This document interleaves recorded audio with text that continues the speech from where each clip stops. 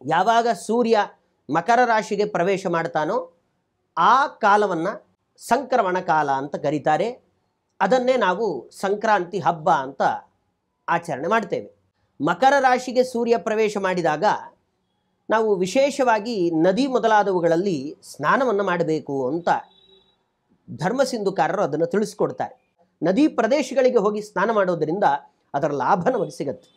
ನಾವು ನದಿಗಳು, ಆ ಬಯಲು ಪ್ರದೇಶದಲ್ಲಿ ಏನು ನದಿಗಳು ಹರಿಯತ್ತೆ, ಅಲ್ಲಿ ನಾವು ಸ್ನಾನ ಮಾಡಿ ಅಲ್ಲೇ ಕೂತು ಜಪ ಮಾಡಿ ನಮ್ಮ ಪೂಜೆಯನ್ನು ಮಾಡೋದರಿಂದಾಗಿ ಅಷ್ಟು ಹೊತ್ತಿನ ತನಕ ನಮಗೆ ಆ ಸೂರ್ಯನ ಕಿರಣಗಳು ನಮ್ಮ ಮೈ ಮೇಲೆ ಬಿದ್ದು ಅದರಿಂದ ನಾವು ಎಲ್ಲ ರೋಗಗಳಿಂದ ಮುಕ್ತರಾಗ್ತೇವೆ. ಸೂರ್ಯ ಆ ಮಕರ ರಾಶಿಗೆ ಪ್ರವೇಶ ಮಾಡುವ ಆ ಶುಭ ಸಂದರ್ಭದಲ್ಲಿ ಯಾವ ವ್ಯಕ್ತಿ ತಾನು ಸ್ನಾನ ಮಾಡ್ತಾನೆ ಅವನು 7 ಜನ್ಮಗಳಲ್ಲಿ ಅವನಿಗೆ ಯಾವ ರೋಗಗಳು ಬರೋದಿಲ್ಲ. ಅಷ್ಟಲ್ಲದೆ ಅವನು ಒಳ್ಳೆ ಧನಿಕನಾಗ್ತಾನೆ.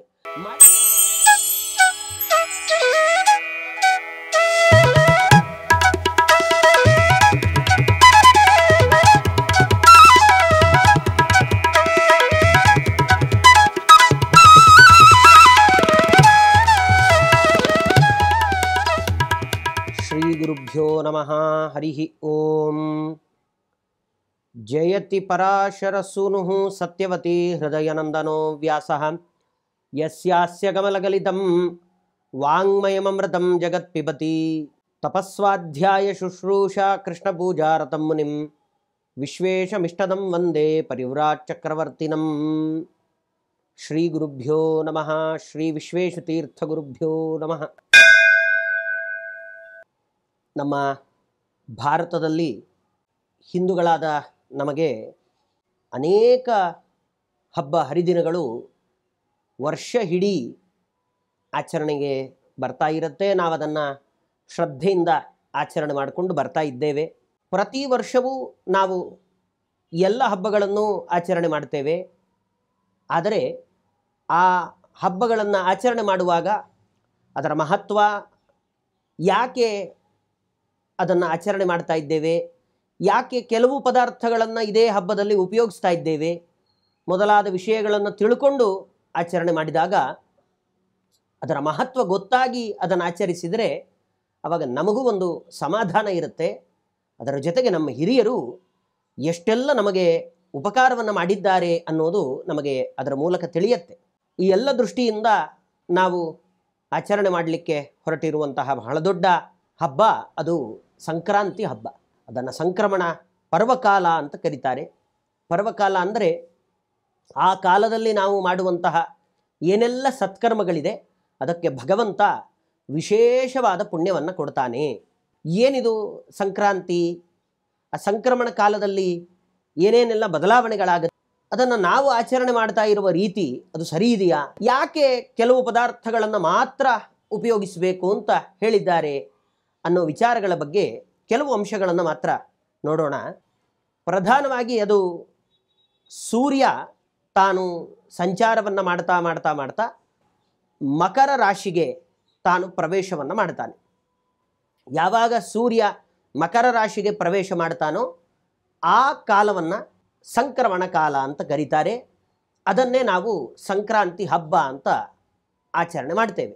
ಈ ಮಕರ ರಾಶಿಗೆ ಸೂರ್ಯ ತಾನು ಪ್ರವೇಶ ಮಾಡಿದ ಕಾಲ ಏನಿದೆ ಆ ಕಾಲವನ್ನು ಸರಿಯಾಗಿ ಪಂಚಾಂಗದಲ್ಲಿ ಕೊಟ್ಟಿರ್ತಾರೆ. ಯಾವ ಸಮಯಕ್ಕೆ ಸರಿಯಾಗಿ ಸೂರ್ಯ ಪ್ರವೇಶ ಮಾಡ್ತಾನೆ. ಅದಾದ ಮೇಲೆ ನಾವು ನಮ್ಮ ಸ್ನಾನಾದಿಗಳನ್ನು, ಅಂದರೆ ಮೊದಲು ಸ್ನಾನ ನಿರ್ಮಾಲ್ಯಾದಿಗಳನ್ನೆಲ್ಲ ಮಾಡಿರಬೇಕು.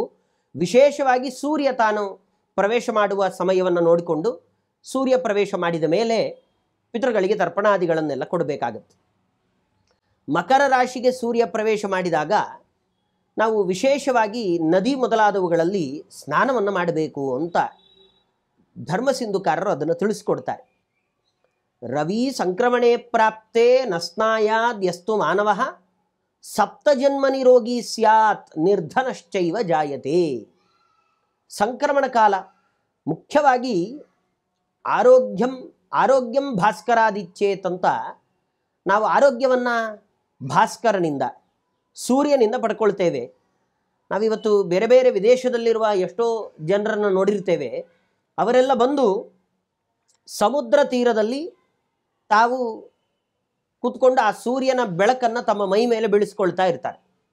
ಯಾಕೆಂದರೆ ತುಂಬ ಶೀತ ಇರುವ ಪ್ರದೇಶಗಳಲ್ಲಿ ಸೂರ್ಯ ಅಷ್ಟಾಗಿ ಬರೋದಿಲ್ಲ. ಅವರಿಗೆ ಯಾವಾಗಲೂ ಮೋಡದು ತುಂಬಿದ ವಾತಾವರಣ, ಮೈಗೆ ಸೂರ್ಯನ ಶಾಖ ಬೀಳಲಿಲ್ಲ ಅಂತಾದರೆ ಮೈಯೆಲ್ಲ ಬಿಳಿಸ್ಕೊಳ್ಳುತ್ತೆ, ಮೈಯೆಲ್ಲ ಬಿಳಿ ಆಗುತ್ತೆ. ಅದು ಒಂದು ರೋಗಕ್ಕೆ ಕಾರಣ ಅಂತಾಗತ್ತೆ. ಆದರೆ ಸೂರ್ಯನ ಬೆಳಕು ಅದು ಬಿದ್ದರೆ ಆವಾಗ ನಮ್ಮ ದೇಹದಲ್ಲಿ ಒಂದು ಹೊಸ ಚೈತನ್ಯ, ಅಂತಹ ಕೆಲವು ಚರ್ಮದ ರೋಗಗಳು ನಮಗೆ ಬರೋದಿಲ್ಲ. ಕೇವಲ ಚರ್ಮ ರೋಗ ಮಾತ್ರ ಅಲ್ಲ, ಸೂರ್ಯನನ್ನು ಉದ್ದೇಶಿಸಿಕೊಂಡು ಯಾರು ಸೂರ್ಯ ನಮಸ್ಕಾರವನ್ನು ಮಾಡ್ತಾರೆ ಅವರು 7 ಜನ್ಮದಲ್ಲೂ ಅವರಿಗೆ ಯಾವುದೇ ರೋಗಗಳು ಬರೋದಿಲ್ಲ ಅಂತ ಯೋಗದಿಂದಲೂ ನಮಗದು ಗೊತ್ತಾಗುತ್ತೆ. ಆದ್ದರಿಂದ ಒಟ್ಟು ಪ್ರಧಾನವಾದದ್ದು ಸೂರ್ಯನ ಕಿರಣ ಅದು ನಮ್ಮ ಮೈ ಮೇಲೆ ಬೀಳಬೇಕು. ಹಾಗೆ ಬೀಳಬೇಕಾದ್ರೆ ನಾವು ನದಿ ಸ್ನಾನ ಮೊದಲಾದ ನದಿ ಪ್ರದೇಶಗಳಿಗೆ ಹೋಗಿ ಸ್ನಾನ ಮಾಡೋದರಿಂದ ಅದರ ಲಾಭ ನಮಗೆ ಸಿಗತ್ತೆ. ನಾವು ನದಿಗಳು, ಆ ಬಯಲು ಪ್ರದೇಶದಲ್ಲಿ ಏನು ನದಿಗಳು ಹರಿಯತ್ತೆ ಅಲ್ಲಿ ನಾವು ಸ್ನಾನ ಮಾಡಿ ಅಲ್ಲೇ ಕೂತು ಜಪ ಮಾಡಿ ನಮ್ಮ ಪೂಜೆಯನ್ನು ಮಾಡೋದರಿಂದಾಗಿ ಅಷ್ಟು ಹೊತ್ತಿನ ತನಕ ನಮಗೆ ಆ ಸೂರ್ಯನ ಕಿರಣಗಳು ನಮ್ಮ ಮೈ ಮೇಲೆ ಬಿದ್ದು ಅದರಿಂದ ನಾವು ಎಲ್ಲ ರೋಗಗಳಿಂದ ಮುಕ್ತರಾಗ್ತೇವೆ. ಇದು ಒಂದು ಅಂಶ. ಇನ್ನು ಶಾಸ್ತ್ರೀಯವಾಗಿ ನಾವು ಆ ಸಂದರ್ಭದಲ್ಲಿ ಸ್ನಾನ ಮಾಡಲಿಲ್ಲ ಅಂತಾದರೆ, ಸಂಕ್ರಮಣ ಕಾಲದಲ್ಲಿ ಸ್ನಾನ ಮಾಡಬೇಕು ಅನ್ನೋದು ಬಹಳ ವಿಶೇಷ. ಸಂಕ್ರಾಂತಿಯ ದಿವಸ ನಾವು ಹೇಗಿದ್ದರೂ ಸ್ನಾನವನ್ನು ಮಾಡೇ ಮಾಡ್ತೇವೆ. ಹಾಗೆ ಮಾಡಲಿಲ್ಲ, ನಾನು ಮಾಡೋದಿಲ್ಲ, ನನಗವತ್ತು ರಜಾ ಇದೆ, ನಾನು ಯಾವಾಗಲೋ ಸಾಯಂಕಾಲವೋ ರಾತ್ರಿಯೋ ನನಗಾದಾಗ ನಾನು ಸ್ನಾನ ಮಾಡ್ತೇನೆ ಅಂದರೆ ಹಾಗಾಗೋಲ್ಲ ಅಂತಾರೆ. ನಮಗೆ ಇಷ್ಟ ಬಂದಂತೆ ನಾವು ವರ್ತನೆ ಮಾಡೋದಲ್ಲ, ನಮಗೆ ಅಂತ ಧರ್ಮಶಾಸ್ತ್ರಗಳು ಒಂದು ಚೌಕಟ್ಟನ್ನು ಹಾಕಿ ನಾವು ಅದರಂತೆ ನಡ್ಕೊಳ್ಬೇಕು. ಇದು ನಮ್ಮ ಶ್ರೇಯಸ್ಸಿಗೆ ಕಾರಣ ಆಗುತ್ತೆ. ಸೂರ್ಯ ಆ ಮಕರ ರಾಶಿಗೆ ಪ್ರವೇಶ ಮಾಡುವ ಆ ಶುಭ ಸಂದರ್ಭದಲ್ಲಿ ಯಾವ ವ್ಯಕ್ತಿ ತಾನು ಸ್ನಾನ ಮಾಡ್ತಾನೆ ಅವನು 7 ಜನ್ಮಗಳಲ್ಲಿ ಅವನಿಗೆ ಯಾವ ರೋಗಗಳು ಬರೋದಿಲ್ಲ. ಅಷ್ಟಲ್ಲದೆ ಅವನು ಒಳ್ಳೆ ಧನಿಕನಾಗ್ತಾನೆ. ಮಾಡಲಿಲ್ಲ ಅಂತಾದರೆ ಅವನಿಗೆ ರೋಗವೂ ಬರುತ್ತೆ, ಅವನು ನಿರ್ಧನನಾಗ್ತಾನೆ. ಅವನು ಇವತ್ತು ಸಂಪತ್ತು ಎಲ್ಲರಿಗೂ ಅವಶ್ಯ ಬೇಕಾಗಿರುವಂಥದ್ದು. ಸಂಪತ್ತು ನಮಗೆ ಅದನ್ನು ನಾವು ಅನುಭವಿಸಿದರೆ ಆವಾಗ ಸಂಪತ್ತಿನ ಲಾಭ.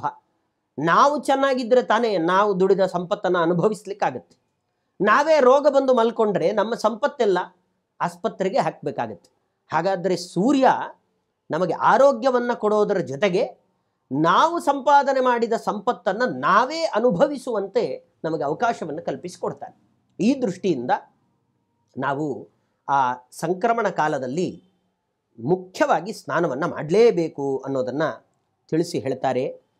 ಅದರ ಜೊತೆಗೆ ಅಷ್ಟೇ ಅಲ್ಲ, ಅವತ್ತಿನ ದಿವಸ ನಾವು ದೇವತೆಗಳಿಗೆ, ಪಿತೃಗಳಿಗೆ ತರ್ಪಣವನ್ನು ಕೊಡಬೇಕು. ಪಿತೃತರ್ಪಣ ಮುಖ್ಯವಾಗಿ ಆ ಸಂಕ್ರಮಣ ಕಾಲದಲ್ಲಿ ಪಿತೃತರ್ಪಣವನ್ನು ಕೊಡಬೇಕು ಅಂತ ನಮಗೆ ತಿಳಿಸ್ಕೊಡ್ತಾರೆ. ಅದಕ್ಕೂ ವಿಶೇಷವಾದ ಪುಣ್ಯ ಇದೆ. ನಾವು ತಿಳ್ಕೊಂಡಿದ್ದೇ ತಡ ಆಯಿತು, ಮೊದಲೇ ನಾನು ತಿಳ್ಕೊಳ್ಳಿಲ್ಲ, ನಾನು ತಿಳ್ಕೊಳ್ಳೋ ಅಷ್ಟೊತ್ತಿಗೆ ನನಗೆ ವಯಸ್ಸಾಗೋಗಿದೆ, ಸಂಕ್ರಮಣ ಕಾಲದಲ್ಲಿ ನಾನು ಜಪ ಹೋಮ ದಾನ ಕೊಡಬೇಕು ನನಗೆ ಗೊತ್ತಾಗಲಿಲ್ಲ, ನಾನು ಅಂಥದ್ದನ್ನು ಮಾಡಲಿಲ್ಲ, ತಿಳ್ಕೊಳ್ಳೋ ಅಷ್ಟೊತ್ತಿಗೆ ನನಗೊಂದು 70-80 ವರ್ಷ ಆಗೋಗಿದೆ, ಇನ್ನು ಎಷ್ಟು ದಿನ ಬದುಕ್ತೀನೋ ಗೊತ್ತಿಲ್ಲ. ಆದರೆ ನನಗೂ ಆ ದಾನ ಕೊಡೋದರಿಂದ, ಸ್ನಾನ ಮಾಡೋದರಿಂದ, ಹೋಮ ಮಾಡೋದರಿಂದ ಪುಣ್ಯ ಇದೆಯಾ ಅಂದರೆ ಅದಕ್ಕೆ ಮತ್ತೊಂದು ಪ್ರಮಾಣವನ್ನು ಹೇಳ್ತಾರೆ.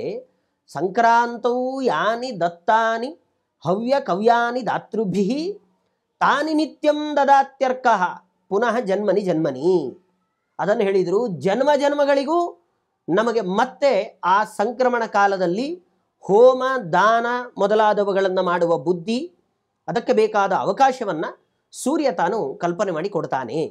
ಅಂದರೆ ನಾವು ನಮ್ಮ ವಯಸ್ಸಿನ ಯಾವುದೇ ಹಂತದಲ್ಲಿ ನಾವು ಸತ್ಕರ್ಮವನ್ನು ಆಚರಣೆ ಮಾಡಿದರೂ ಜನ್ಮ ಜನ್ಮಗಳಲ್ಲಿಯೂ ನಾವು ಒಳ್ಳೆಯ ಜನ್ಮವನ್ನು ಪಡ್ಕೊಳ್ಳೋದರ ಜೊತೆಗೆ ಆ ಜನ್ಮದಲ್ಲಿ ಬಹಳ ಬೇಗ ಇದನ್ನು ತಿಳ್ಕೊಂಡು ಅದರ ಆಚರಣೆಯನ್ನು ಮಾಡುವ ವ್ಯವಸ್ಥೆಯನ್ನು ಸೂರ್ಯ ನಮಗೆ ಮಾಡಿಕೊಡ್ತಾನೆ. ಯಾಕೆಂದರೆ ಸೂರ್ಯ ನಮ್ಮ ಕರ್ಮ ಸಾಕ್ಷಿ ದೇವತೆ. ನಾವು ಏನು ಮಾಡ್ತಾ ಇದ್ದೇವೆ ಅನ್ನೋದನ್ನು ತಪ್ಪು ಮಾಡಿದ್ದೇವೆ ಯಾರೂ ನೋಡಲಿಲ್ಲ ಅಂತ ಹೇಳಲಿಕ್ಕೆ ಆಗೋಲ್ಲ. ಅದಕ್ಕೆ ಸೂರ್ಯ ಸಾಕ್ಷಿ. ಸೂರ್ಯನು ಸಾಕ್ಷಿ ದೇವತೆಗಳಲ್ಲಿ ಒಬ್ಬ. ನಾವೇನೇನು ಸತ್ಕರ್ಮಗಳನ್ನು ಮಾಡಿದ್ದೇವೆ, ಅರ್ಘ್ಯ ಪ್ರದಾನ ಇರಬಹುದು, ಸಂಧ್ಯಾ ವಂದನೆ ಇರ್ಬೋದು, ಮತ್ತೊಬ್ಬರಿಗೆ ದಾನ ಕೊಟ್ಟಿದ್ದಿರ್ಬೋದು, ಇದನ್ನು ಸೂರ್ಯ ತಾನು ಪ್ರತ್ಯಕ್ಷ ದೇವತೆ, ನಾವು ಪ್ರತಿನಿತ್ಯದಲ್ಲಿ ನೋಡುವಂತಹ ನಮಗೆ ಕಾಣುವಂತಹ ದೇವತೆ, ಅವನು ಇದನ್ನು ಗಮನಿಸಿ ನಾವು ಮಾಡುವಂತಹ ಈ ಕರ್ಮಕ್ಕೆ ಬೇಕಾದ ಫಲವನ್ನು ಜನ್ಮ ಜನ್ಮಕ್ಕೂ ನಮಗೆ ಕೊಡ್ತಾನೆ. ಆದ್ದರಿಂದ ಯಾವುದು ವ್ಯರ್ಥ ಅಂತ ಆಗೋದಿಲ್ಲ. ಭಗವಂತನ ವಿಚಾರದಲ್ಲಿ ನಾವು ಏನು ಸಂಕಲ್ಪ ಮಾಡಿ ಯಾವುದೇ ಕೆಲಸವನ್ನು ಮಾಡಿದರೂ ಅದು ಸರ್ವತಾ ವ್ಯರ್ಥ ಅಂತ ಆಗೋದೇ ಇಲ್ಲ. ಹಾಗಾಗಿ ನಾವು ಆ ಸಂಕ್ರಮಣ ಕಾಲದಲ್ಲಿ ವಿಶೇಷವಾಗಿ ಭಗವಂತನನ್ನು ಉದ್ದೇಶಿಸಿಕೊಂಡು ಏನು ಹವ್ಯಕವ್ಯಗಳನ್ನು ಮಾಡಿದ್ದೇವೆ, ಅಂದರೆ ದಾನ ಕೊಟ್ಟಿದ್ದೇವೆ, ಹೋಮ ಮಾಡಿದ್ದೇವೆ, ಸ್ನಾನ ಮಾಡಿದ್ದೇವೆ, ಇದೆಲ್ಲದಕ್ಕೂ ಒಳ್ಳೆಯ ಪುಣ್ಯ ಇದೆ. ಇದು ಹಿರಿಯರು ಅಷ್ಟು ಪುಣ್ಯ ಇದೆ ಅನ್ನೋದನ್ನು ತೋರಿಸಿಕೊಟ್ಟಿದ್ದಾರೆ. ಯಾಕೆಂದರೆ ಆ ಉತ್ತರಾಯಣ ಕಾಲಕ್ಕೋಸ್ಕರವಾಗಿ ಭೀಷ್ಮಾಚಾರ್ಯರು, ಮಹಾಭಾರತದಲ್ಲಿ ಬರುವಂತಹ ಬಹಳ ದೊಡ್ಡ ವ್ಯಕ್ತಿಗಳು ಭೀಷ್ಮಾಚಾರ್ಯರು ಈ ಉತ್ತರಾಯಣವನ್ನು ಕಾಯ್ಕೊಂಡಿದ್ದರು. ಅವರು ಇಚ್ಛಾಮರಣಿಗಳು, ಅವರು ಅಂಥದ್ದೊಂದು ವರವನ್ನು ಪಡ್ಕೊಂಡಿದ್ದರು. ಭಗವಂತನ ಅನುಗ್ರಹ ಅದೇ ರೀತಿಯಲ್ಲಿತ್ತು. ಎಷ್ಟು ಶರ ಮಂಚದ ಮೇಲೆ ಮಲ್ಕೊಂಡಿದ್ದರೂ ಕೂಡ ಅವರು ಉತ್ತರಾಯಣ ಬರಬೇಕು, ಆವಾಗಲೇ ನಾನು ಪ್ರಾಣತ್ಯಾಗ ಮಾಡ್ತೇನೆ. ಯಾಕೆ ದಕ್ಷಿಣಾಯಣದಲ್ಲಿ ಅವರು ಮಾಡ್ಬೋದಾಗಿತ್ತಲ್ಲ ಅಂದರೆ ಆ ಉತ್ತರಾಯಣ ಕಾಲಕ್ಕೇನೆ ಅಷ್ಟು ಪುಣ್ಯ ಇದೆ. ಸೂರ್ಯ ತಾನು ಮಕರ ರಾಶಿಯನ್ನು ಪ್ರವೇಶ ಮಾಡಿ ನಾವೆಲ್ಲ ಏನು ಸಂಕ್ರಮಣ ಅಂತ ಕರಿತೇವೆ, ಅವತ್ತಿನಿಂದ ಉತ್ತರಾಯಣ ಪ್ರಾರಂಭ ಆಗುತ್ತೆ. ಆ ಉತ್ತರಾಯಣ ಪರ್ವ ಆ ಕಾಲಕ್ಕೆ ಅಷ್ಟು ಮಹತ್ವ ಇದೆ. ಹಾಗಾಗಿ ಭೀಷ್ಮಾಚಾರ್ಯರು ಸಾಮಾನ್ಯರಲ್ಲ, ಸುಮಾರು ಒಂದು 525 ವರ್ಷಗಳ ಕಾಲ ಅಧ್ಯಯನದಲ್ಲೇ ಜೀವನವನ್ನು ಕಳೆದವರು. ಬರೀ ಅಧ್ಯಯನಕ್ಕೋಸ್ಕರವೇ 525 ವರ್ಷಗಳ ಕಾಲ ಅವರು ಮೀಸಲಾಗಿ ಇಟ್ಟಂತಹ ಮಹಾಜ್ಞಾನಿಗಳು ಭೀಷ್ಮಾಚಾರ್ಯರು. ಅವರು ತಮ್ಮ ಪ್ರಾಣತ್ಯಾಗವನ್ನು ಈ ಉತ್ತರಾಯಣ ಕಾಲದಲ್ಲಿ ಮಾಡಿ ನಮಗೆ ತೋರಿಸಿಕೊಟ್ಟದ್ದೇನೆಂದರೆ ಇದು ಮಹಾಪುಣ್ಯಕಾಲ, ಇದನ್ನು ವ್ಯರ್ಥ ಮಾಡಿಕೊಳ್ಬೇಡಿ, ಇದನ್ನು ಸಾರ್ಥಕಪಡಿಸಿಕೊಳ್ಳಿ ಅನ್ನುವ ಸಂದೇಶವನ್ನು ಅವರು ತಮ್ಮ ಪ್ರಾಣತ್ಯಾಗವನ್ನು ಆ ಕಾಲದಲ್ಲಿ ಮಾಡುವುದರ ಮೂಲಕ ನಮಗದನ್ನು ತೋರಿಸಿಕೊಟ್ಟಿದ್ದಾರೆ. ಅಷ್ಟೇ ಅಲ್ಲ, ನಮಗೆ ಒಂದು ದಿನ ಸೂರ್ಯ ಉದಯ ಆಗುತ್ತೆ, ಸೂರ್ಯ ಮುಳುಗೋಗುತ್ತೆ, ನಮಗೆ ಒಂದು ದಿನ ಆಗೋಯಿತು ಅಂತ. ಆದರೆ ದೇವತೆಗಳಿಗೆ ಆ ರೀತಿಯಲ್ಲ. ಉತ್ತರಾಯಣ ಅನ್ನೋದು ದೇವತೆಗಳ ಹಗಲು, ದಕ್ಷಿಣಾಯಣ ಅನ್ನೋದು ಅದು ದೇವತೆಗಳ ರಾತ್ರಿಯ ಕಾಲ. ಹಾಗಾಗಿ ದೇವತೆಗಳಿಗೆ ಹಗಲಿನ ಕಾಲದಲ್ಲಿ ನಾವು ಏನೆಲ್ಲ ಸತ್ಕರ್ಮಗಳನ್ನು, ಯಾಕೆಂದರೆ ಎಲ್ಲ ತತ್ವಾಭಿಮಾನಿ ದೇವತೆಗಳು ನಮ್ಮ ದೇಹದ ಒಳಗಡೆ ನಿಂತು ಪ್ರತಿಯೊಂದು ಇಂದ್ರಿಯಗಳಲ್ಲಿ ತಾವು ಆ ಭಗವಂತನ ಆಜ್ಞೆ ಅಂತ ತಾವು ನಿಂತು ಹಗಲಿರಳು ಅವಿರತವಾಗಿ ಕೆಲಸ ಮಾಡ್ತಾ ನಮ್ಮಿಂದ ಸತ್ಕರ್ಮಗಳನ್ನು ಮಾಡಿಸ್ತಾ ಇರ್ತಾರೆ. ಅಂತಹ ದೇವತೆಗಳಿಗೆ ಹಗಲಿನ ಕಾಲ, ಆವಾಗ ನಾವು ನಿದ್ದೆ ಮಾಡಿದರೆ, ನಾವು ನಿದ್ದೆ ಮಾಡೋದು ಅಂದರೆ ಮಾಡಬೇಕಾದ ಸತ್ಕರ್ಮಗಳನ್ನೆಲ್ಲ ಬಿಟ್ವಿ ಅಂತಾದರೆ ಎಷ್ಟೆಷ್ಟೋ ವರ್ಷದಿಂದ ಅಪ್ಪಿತಪ್ಪಿ ಮಾಡಿದ ಸತ್ಕರ್ಮಗಳ ಫಲವನ್ನು ನಾವು ಕಳ್ಕೊಳ್ಬೇಕಾಗುತ್ತೆ. ಹಾಗಾಗಿ ಬಹಳ ಜಾಗರೂಕತೆಯಿಂದ, ಅದು ಕೇವಲ ಹಬ್ಬ, ಅವತ್ತು ನಮಗೆ ರಜೆ ಸಿಕ್ಕಿದೆ, ನಾವು ಬೇರೆ ಬೇರೆ ಪ್ರಾಂತೀಯವಾಗಿ ಅನೇಕ ಭಕ್ಷ್ಯಗಳನ್ನೆಲ್ಲ ಮಾಡುವ ಹಾಗೆ ನಾವು ಅವತ್ತಿನ ದಿವಸ ಸಿಹಿ ಪೊಂಗಲ್ಲನ್ನು ಖಾರ ಪೊಂಗಲ್ಲನ್ನು ಮಾಡಿ ತಿಂದರೆ ಮುಗಿದೋಯ್ತು ಅಂತ ತಿಳಿಯೋದು ಬೇಡ. ಅದರ ಜೊತೆಗೆ ಇಷ್ಟು ಕೆಲಸ ನಮ್ಮ ಮೇಲಿದೆ. ಅವತ್ತು ಬೇಗ ಎದ್ದು ಸ್ನಾನ ಮಾಡಿ ದೇವತೆಗಳಿಗೆ ತರ್ಪಣವನ್ನು ಕೊಡಬೇಕು. ಅದು ಬಿಳಿ ಎಳ್ಳಿಂದ ದೇವತೆಗಳಿಗೆ ತರ್ಪಣ. ಅಧಿಕಾರಿಗಳು, ಯಾರಿಗೆ ತಂದೆ ತಾಯಿಗಳು ಇರೋದಿಲ್ಲ ಅಂಥವರನ್ನು ಅಧಿಕಾರಿಗಳು ಅಂತ ಕರೀತಾರೆ, ಅಂಥವರು ಪಿತೃತರ್ಪಣವನ್ನು ತಾವು ಕರಿ ಎಳ್ಳಿನಿಂದಲೇ ಕೊಡಬೇಕು ಅನ್ನೋದನ್ನು ಕೂಡ ತಿಳಿಸ್ಕೊಡ್ತಾರೆ. ಅಷ್ಟೇ ಅಲ್ಲ, ಅವತ್ತು ಎಳ್ಳಿಗೆ ಬಹಳ ಮಹತ್ವ. ಎಳ್ಳು ಸುಮ್ಮನೆ ನಾವು ಯಾರಿಗಾದರೂ ತಿಲ ದಾನ ಮಾಡ್ತೀವಿ ಅಂದರೆ ಯಾರೂ ತಗೊಳ್ಳೋದಿಲ್ಲ, ಎಳ್ಳು ಕೊಡ್ತೀವಿ ಅಂದರೆ ಯಾರೂ ತಗೊಳ್ಳೋದು. ಆದರೆ ಅವತ್ತಿನ ದಿವಸ ಮನೆ ಮನೆಗೆ ಹೋಗಿ ನಾವು ಒಂದು ಶುಭ, ಪ್ರತಿಯೊಬ್ಬರ ಮನೆಗೂ ಹೋಗಿ ಅವರಿಗೆ ಎಳ್ಳನ್ನು ಕೊಟ್ಟು ಬರ್ತೇವೆ. ಎಳ್ಳು, ಬೆಲ್ಲ, ಅದರ ಜೊತೆಗೆ ಒಂದಿಷ್ಟು ಕಡಲೆಕಾಯಿ, ಬೇಕಾದಷ್ಟು ಬೇರೆ ಬೇರೆ ಅವರವರ ಸಂಪ್ರದಾಯದಂತೆ ಅವರದನ್ನು ತಯಾರು ಮಾಡ್ತಾರೆ. ಒಟ್ಟಿನಲ್ಲಿ ಆ ಕೊಬ್ಬರಿ, ಕಡಲೆಕಾಯಿ, ಅದರ ಜೊತೆಗೆ ಎಳ್ಳು, ಬೆಲ್ಲ ಇದೆಲ್ಲವನ್ನು ಮಿಶ್ರಣ ಮಾಡಿ ಮುಖ್ಯವಾಗಿ ಅದನ್ನು ದೇವರಿಗೆ ಸಮರ್ಪಣೆ ಮಾಡಿ ಅದನ್ನು ದೇವರ ನೈವೇದ್ಯ ಆದ ನಂತರದಲ್ಲಿ ನಾವು ತಿಂದು ಮನೆಗೆ ಹೋಗಿ ನಾವು ಅದನ್ನು ಕೊಡಬೇಕು ಅಂತ ಹಿರಿಯರು ನಮಗೆ ಇಂಥದ್ದೊಂದು ಸಂಪ್ರದಾಯವನ್ನು ಹಾಕ್ಕೊಟ್ಟಿದ್ದಾರೆ. ಅದರ ಹಿನ್ನೆಲೆ ನಮ್ಮ ಸಂಬಂಧದ ಅಭಿವೃದ್ಧಿ ಅದು ನಿಂತು ಹೋಗಬಾರ್ದು. ಇವತ್ತು ನಾವು ಮನುಷ್ಯರ ಜೊತೆಗೆ ಮಾತಾಡೋದು ಬಹಳ ಕಮ್ಮಿ ಆಗೋಗಿದೆ, ಬರೀ ಮೊಬೈಲ್ ಜೊತೆಗೆ ಮಾತಾಡ್ತಾ ಇದ್ದೇವೆ. ಮನುಷ್ಯರ ಜೊತೆಗೂ ಮುಂದೆ ಇವರು ಮಾತಾಡೋಲ್ಲ. ಹಾಗಾದರೆ ಮಾತಾಡೋದಕ್ಕೂ ಇವ್ರಿಗೊಂದು ಏನಾದರೂ ಒಂದು ಸಂದರ್ಭವನ್ನು ಕಲ್ಪಿಸಿಕೊಡ್ಬೇಕು ಅಂತ ಆವಾಗಲೇ ನಮ್ಮ ಹಿರಿಯರು ಆಲೋಚನೆ ಮಾಡಿ ಎಳ್ಳು ಬೆಲ್ಲವನ್ನು ಮನೆಗೆ ತಗೊಂಡು ಹೋಗಿ ನೀವೇ ಕೊಡಿ ಅಂತ ಈ ಹಬ್ಬದ ಸಂದರ್ಭದಲ್ಲಿ ಇಂಥದ್ದೊಂದು ಸಂಪ್ರದಾಯವನ್ನು ಹಾಕ್ಕೊಟ್ಟಿದ್ದಾರೆ. ಮನೆಗೆ ಹೋದ ಮೇಲೆ ನಾವು ಎಳ್ಳು ಬೆಲ್ಲವನ್ನು ಮಾತ್ರ ಅವ್ರ ಮನೆ ಬಾಗಿಲಲ್ಲಿ ಇಟ್ವಿ ಬಂದ್ವಿ ಅಂತ ಮಾಡೋದಿಲ್ಲ. ಮನೆ ಒಳಗಡೆ ಹೋಗ್ತೇವೆ, ಅದನ್ನು ಕೊಡ್ತೇವೆ, 4 ಒಳ್ಳೆ ಮಾತುಗಳನ್ನು ಆಡ್ತೇವೆ. ಹಬ್ಬ ಆದ್ದರಿಂದ ಸಂತೋಷವಾಗಿ ಅವರ ಜೊತೆಗೆ ಬೆರೆತು ನಮ್ಮ ಸಂಬಂಧ ಬಹಳ ಚೆನ್ನಾಗಿರುತ್ತೆ ಅನ್ನುವ ದೃಷ್ಟಿಯಲ್ಲಿ ಮನೆಗೆ ಹೋಗಿ ನಾವು ಅದನ್ನು ಮಾಡಬೇಕು. ಎಳ್ಳನ್ನು ಕೊಡಬೇಕು. ಎಳ್ಳು ವಿಶೇಷವಾಗಿ ಅವತ್ತು ಎಷ್ಟು ಸಾಧ್ಯವೋ ಅಷ್ಟು ದಾನ ಕೊಡಬೇಕು ಅಂತ ಹೇಳಿದ್ದಾರೆ. ಅಷ್ಟೇ ಅಲ್ಲ, ತಿಲಸ್ನಾಯಿ, ತಿಲೋದ್ವರ್ತಿ, ತಿಲಹೋಮಿ ಮತ್ತು ತಿಲತೈಲೇನ ದೀಪಾಶ್ಚ ಇಷ್ಟನ್ನು ಹೇಳ್ತಾರೆ ಅವರು. ಅಂದರೆ ಅವತ್ತು ಬೆಳಗ್ಗೆ ಸ್ನಾನ ಮಾಡುವಾಗ ಎಳ್ಳನ್ನು ಚೆನ್ನಾಗಿ ಮಥನ ಮಾಡಿ ತಿಕ್ಕಿ ಅದನ್ನು ಮೈಗೆಲ್ಲ ಹಚ್ಚಿಕೊಂಡು, ತಲೆಯಿಂದ ಮೈಗೆಲ್ಲ ಹಚ್ಚಿಕೊಂಡು ಅವತ್ತು ಸ್ನಾನ ಮಾಡಬೇಕು. ಆಮೇಲೆ ಎಳ್ಳಿನ ದೀಪವನ್ನು ಅವತ್ತು ಹಚ್ಚಬೇಕು. ಎಳ್ಳಿನಿಂದ ಹೋಮವನ್ನು ಮಾಡಬೇಕು. ಎಳ್ಳಿನ ಪದಾರ್ಥವನ್ನು ನೈವೇದ್ಯ ಮಾಡಬೇಕು. ಇಷ್ಟು ನಮ್ಮ ಕೆಲಸ ಅಂತ ಅವತ್ತು ತೋರಿಸಿಕೊಟ್ಟಿದ್ದಾರೆ. ಅಷ್ಟು ಜೊತೆಗೆ ಎಳ್ಳಿನಿಂದ ತರ್ಪಣವನ್ನು ಕೊಡಬೇಕು. ಎಳ್ಳು ಅದು ಸಾಮಾನ್ಯವಾದದ್ದಲ್ಲ. ವರಾಹರೂಪಿ ಭಗವಂತನ ದೇಹದಿಂದಾಗಿ ಇವತ್ತು ನಮಗೆ ಸಿಕ್ಕಿರುವಂಥದ್ದು. ಅಷ್ಟು ಪುಣ್ಯ ಎಳ್ಳು ಎಲ್ಲಿ ಇರುತ್ತೆ ಅಲ್ಲಿ ದೈತ್ಯರೇ ಇರೋದಿಲ್ಲ ಅಂತ ಒಂದು ಮಾತಿದೆ. ಅಷ್ಟು ಆ ಎಳ್ಳಿಗೆ ಮಹತ್ವ ಇರೋದರಿಂದ ಅವತ್ತು ಎಳ್ಳಿನಿಂದ ಇಷ್ಟೆಲ್ಲ ಕೆಲಸಗಳನ್ನು ಮಾಡಲಿಕ್ಕೆ ನಮಗೆ ಅವಕಾಶ ಇದೆ. ಹಾಗಾಗಿ ಈ ಉತ್ತರಾಯಣ ಆ ಪುಣ್ಯಕಾಲದಲ್ಲಿ ನಾವು ದೇವತರ್ಪಣ ಜೊತೆಗೆ ಪಿತೃತರ್ಪಣ. ದೇವತರ್ಪಣ ಅಂದರೆ ನಾವು ಪ್ರತಿನಿತ್ಯದಲ್ಲಿ ಬ್ರಹ್ಮಯಜ್ಞವನ್ನು ಮಾಡಬೇಕು. ಆ ಬ್ರಹ್ಮಯಜ್ಞವನ್ನು ಮಾಡುವಾಗ ಆ ದೇವತೆಗಳಿಗೆ ತರ್ಪಣವನ್ನು ಕೊಡೋದು, ಅಧಿಕಾರಿಗಳು ಪಿತೃತರ್ಪಣವನ್ನು ಎಳ್ಳಿನಿಂದ ಆ ಸಂಕ್ರಮಣ ಕಾಲದಲ್ಲಿ ಕೊಡೋದು ಬಹಳ ವಿಶೇಷ ಅಂತ ಅದನ್ನು ತಿಳಿಸ್ಕೊಟ್ಟಿದ್ದಾರೆ. ಮತ್ತೊಂದು ಮಾತಿದೆ, ಇದು ವಿಜ್ಞಾನದ ಹಿನ್ನೆಲೆಯನ್ನು ಕೂಡ ಆ ಸಮಯಕ್ಕೆ ಕೊಟ್ಟಿದ್ದಾರೆ ಅವರು. ನಮ್ಮ ಹಿರಿಯರು ಏನೇನೆಲ್ಲ ಮಾಡಿದ್ದಾರೆ ಅದು ಯಾವುದು ನಾವು ಇವತ್ತು ಅನ್ಸೈಂಟಿಫಿಕ್, ಅದು ಏನೋ ಸುಮ್ಮನೆ ಹೇಳಿದ್ದಾರೆ ತಿನ್ನಬೇಕು ಅಂತ. ಯಾಕೆ ಎಳ್ಳು ಬೆಲ್ಲನೇ ತಿನ್ನಬೇಕು? ಬೇರೆ ಯಾವುದೋ ನಾವು ಪಿಜ್ಜಾನೋ ನೂಡಲ್ಸೋ ಇನ್ನೇನೋ ತಿಂತೀವಿ ಅಂತ ಏನಾರು ಮಾಡ್ಬೋದಾಗಿತ್ತಲ್ಲ. ಯಾಕೆ ಎಳ್ಳು ಬೆಲ್ಲ ತಿನ್ನಬೇಕು ಅಂತಲೇ ಯಾಕೆ ಮಾಡಿದ್ದಾರೆ ಅಂದರೆ ಅದಕ್ಕೆ ಕಾರಣ ಇದೆ. ಇವತ್ತು ಎಳ್ಳು ಅದು ತಿಲವತ್ ಸ್ನೇಹ ಸಂಯುಕ್ತಂ ಗುಡವತ್ ಮಧುರಾಯುತಂ ಅಂತ ಒಂದು ಮಾತು. ಎಳ್ಳಿನಲ್ಲಿ ಸ್ನೇಹ ಅಂದರೆ ಎಣ್ಣೆಯ ಅಂಶ ಚೆನ್ನಾಗಿರುತ್ತೆ. ಎಳ್ಳನ್ನು ಕಚ್ಚಿದಾಗ ನಮಗದರ ಅನುಭವ ಬರುತ್ತೆ. ಹಾಗಾಗಿ ಆ ಎಳ್ಳನ್ನು ಚೆನ್ನಾಗಿ ಕಚ್ಚಿ ಕಚ್ಚಿ ತಿನ್ನೋದರಿಂದ ನಮ್ಮ ದೇಹದ ಒಳಗಡೆ ಎಣ್ಣೆಯ ಅಂಶ ಸೇರತ್ತೆ. ಅದು ಒಳ್ಳೆಯ ಹೇಮಂತ ಋತು, ಒಳ್ಳೆಯ ಚಳಿಗಾಲ, ಚೆನ್ನಾಗಿ ಮೈಯೆಲ್ಲ ಒಡೆದಿರುತ್ತೆ, ಮೈಯೆಲ್ಲ ಸೀಳಿರುತ್ತೆ. ಸೀಳಿ ಕೆಲವರಿಗೆ ರಕ್ತ ಬರುವಷ್ಟು ಮೈ ಒಡೆದಿರುತ್ತೆ.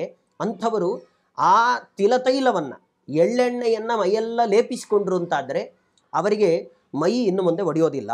ಬೇರೆ ಮೇಲ್ಗಡೆಯಿಂದ ಮಾತ್ರ ನಾವು ಹಚ್ಚಿಕೊಂಡ್ರೆ ಹೊರಗಡೆ ಓಡಾಡ್ತೇವೆ, ಧೂಳಿಂದ ಮತ್ತಷ್ಟು ಜಾಸ್ತಿ ಆಗುತ್ತೆ. ಅದಕ್ಕೆ ನಮ್ಮ ಹಿರಿಯರು ತಾವು ತಲೆಯಲ್ಲಿ ಆ ವಿಜ್ಞಾನವನ್ನು ಇಟ್ಟುಕೊಂಡು ಬರೀ ಎಳ್ಳೆಣ್ಣೆಯನ್ನು ಮೈ ಮೇಲೆ ಹಚ್ಚೋದು ಮಾತ್ರ ಅಲ್ಲ, ಒಂದಿಷ್ಟು ಒಳಗಡೆ ತಿನ್ನೋದ್ರಿಂದ ಅದು ನಮಗೆ ಒಳ್ಳೆಯದಾಗತ್ತೆ. ಹಾಗಾಗಿ ಸಾಧ್ಯ ಆದಷ್ಟು ಅವತ್ತು ಎಲ್ಲರೂ ಎಳ್ಳು ಬೆಲ್ಲವನ್ನು ತಂದು ಮನೆಗೆ ಕೊಡ್ತಾರೆ. ನಾವು ದೇವರಿಗೆ ಸಮರ್ಪಣೆ ಮಾಡಿದ ಎಳ್ಳನ್ನು ತಿಂತೇವೆ. ಹಾಗೆ ತಿಂದಾಗ ನಮ್ಮ ಮೈ ಒಳಗಡೆ ಆ ಎಣ್ಣೆಯ ಪಸೆ ಅನ್ನೋದು ಸೇರಿ ನಮಗೇನು ಆ ಚರ್ಮ ಒಡೆಯುವ ರೋಗ ಇರುತ್ತೆ ಅದು ವಾಸಿಯಾಗತ್ತೆ ಅಂತ ಹೇಳಿದರು. ಆಯ್ತು, ಹಾಗಾದರೆ ವಾಸಿಯಾಗುತ್ತಲ್ಲ ಅಂತ ನಾವು ವಿಪರೀತ ಎಳ್ಳನ್ನು ಸೇವನೆ ಮಾಡಿಬಿಟ್ರೆ, ಎಳ್ಳು ಒಳ್ಳೆಯದು ಹೌದು, ಆದರೆ ಅದರದ್ದು ಶೀತ ಪ್ರಕೃತಿ. ಎಳ್ಳು ಶೀತ ಪ್ರಕೃತಿ ಆದ್ದರಿಂದ ಮೊದಲೇ ಅದು ಚಳಿಗಾಲ, ಆವಾಗ ನಮಗೆ ಶೀತ ಆದರೆ ಬಹಳ ತೊಂದರೆ ಆಗುತ್ತೆ. ಅದಕ್ಕೇನು ಮಾಡಬೇಕು? ಅದಕ್ಕೆ ನಮ್ಮ ಹಿರಿಯರು ಅದರ ಜೊತೆಗೆ ಗುಡವನ್ನು ಸೇರಿಸಿದರು. ಬೆಲ್ಲ ಅದು ಉಷ್ಣ ಪ್ರಕೃತಿ.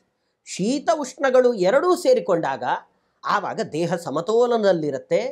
ಕೇವಲ ಶೀತ ಮಾತ್ರ ಬಾಧಿಸೋದಿಲ್ಲ, ಜೊತೆಗೆ ಬೆಲ್ಲವೂ ಸೇರೋದ್ರಿಂದ ಉಷ್ಣವೂ ಸೇರಿಕೊಂಡು ದೇಹವನ್ನು ಒಳ್ಳೆಯ ಸಮಸ್ಥಿತಿಯಲ್ಲಿ ಉತ್ತಮವಾದ ಆರೋಗ್ಯ ಯಾವ ರೀತಿಯಲ್ಲಿ ಇರಬೇಕೋ ಆ ರೀತಿಯಲ್ಲಿ ನೋಡಿಕೊಳ್ಳುತ್ತೆ ಅಂತ ಹೀಗೆ ವಿಜ್ಞಾನದ ದೃಷ್ಟಿಯನ್ನು ಇಟ್ಕೊಂಡು ಜೊತೆಗೆ ನಮಗೆ ಪುಣ್ಯವನ್ನೂ ಬರಬೇಕು, ಆರೋಗ್ಯವೂ ಬರಬೇಕು. ಈ ಎಲ್ಲದರ ಹಿನ್ನೆಲೆಯಲ್ಲಿ ಪ್ರತಿಯೊಂದು ಹಬ್ಬವು ಕೇವಲ ಸಂಕ್ರಾಂತಿ ಮಾತ್ರ ಅಲ್ಲ, ನಾವು ಆಚರಣೆ ಮಾಡುವಂತಹ ಪ್ರತಿಯೊಂದು ವ್ರತ, ಪ್ರತಿಯೊಂದು ಹಬ್ಬ ಅದಕ್ಕೆ ವೈಜ್ಞಾನಿಕ ಹಿನ್ನೆಲೆ ಜೊತೆಗೆ ಧಾರ್ಮಿಕವಾದ ಹಿನ್ನೆಲೆ, ಎರಡೂ ಹಿನ್ನೆಲೆಗಳನ್ನು ಕೊಟ್ಟು ನಮಗೆ ಹಿರಿಯರು ಮಾರ್ಗದರ್ಶನ ಕೊಟ್ಟಿದ್ದಾರೆ. ಆದ್ದರಿಂದ ಬರುವ ಸಂಕ್ರಾಂತಿಯಿಂದ ಪ್ರಾರಂಭ ಮಾಡಿಕೊಂಡು ನಾವು ಎಲ್ಲ ಸಂಕ್ರಾಂತಿಗಳನ್ನು ಕೂಡ ಇದೇ ರೀತಿಯಲ್ಲಿ ಭಗವಂತ ಪ್ರೀತನಾಗುವಂತೆ ಈ ಸಂಕ್ರಮಣವನ್ನು ಆದಷ್ಟು ತಿಲದಿಂದ ಹೋಮ ಮಾಡಬೇಕು ಅಂತ. ತಿಲ ಹೋಮವನ್ನೇ ಮಾಡೋದರಿಂದ ಬಹಳ ಉತ್ತಮ. ಮಾಡಲಿಕ್ಕೆ ಆಗೋಲ್ಲ ನಮಗೆ, ಅವತ್ತೆಲ್ಲ ಅಷ್ಟು ನಾವು ತುಂಬ ಬ್ಯುಸಿ ಇರ್ತೇವೆ, ಅವತ್ತೂ ಕೂಡ ಬೇರೆ ಬೇರೆ ಮನೆಗೆ ಹೋಗಬೇಕು, ತಿಲ ಹೋಮ ಮಾಡಲಿಕ್ಕೆ ಆಗೋಲ್ಲ ಅಂದರೆ ವೈಶ್ವದೇವ ಮಾಡುವಾಗಾದರೂ ಒಂದಿಷ್ಟು ತಿಲವನ್ನು ಅಗ್ನಿಗೆ ಸಮರ್ಪಣೆ ಮಾಡೋದು ಅದು ಒಂದು ರೀತಿಯಲ್ಲಿ ಭಗವಂತನಿಗೆ ಹೋಮ ಮಾಡಿದಂತೆ, ಸಮರ್ಪಣೆ ಮಾಡಿದಂತೆ, ಅಗ್ನಿ ಮುಖದಲ್ಲಿ ಸಮರ್ಪಣೆ ಮಾಡಿದಂತೆ ಆಗುತ್ತೆ.